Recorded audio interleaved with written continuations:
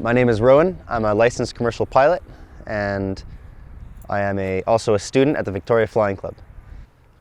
My first flight at Victoria Flying Club was called a Discovery flight. It's a flight that is at a discount with an instructor, and I remember it vividly.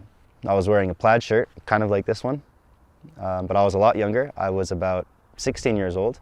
I'm 24 now, and I remember thinking, absolutely, before I even left the ground, this is what I want to do. Without a doubt in my mind, I'll be coming right back here for my second lesson.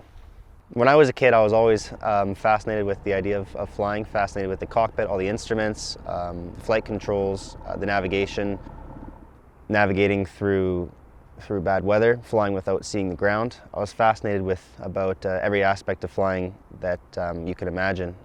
The thing about flying for me that sets it apart from any other activity or hobby I've ever done or career idea I've ever explored is that when you're above the ground and you can pretty much go anywhere you want within reason, it's kind of like you're in a different world, either above a cloud layer or over the mountains or in valleys, or even seeing your own city that you grew up in. But in the air, it's like you're in a different world and you're kind of looking down on a different world. It's kind of a home away from home.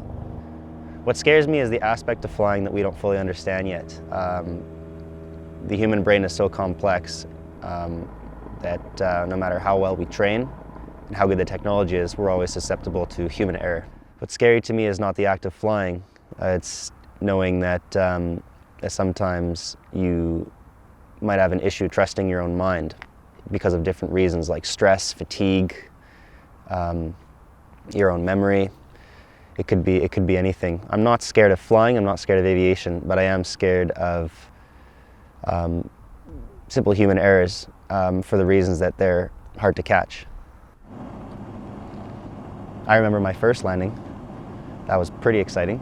The first landing where I had full control of the aircraft. Of course, the instructor had his hands kind of around the controls just to make sure, just to take control back if anything were to happen. But I do remember my first landing thinking, I've made it.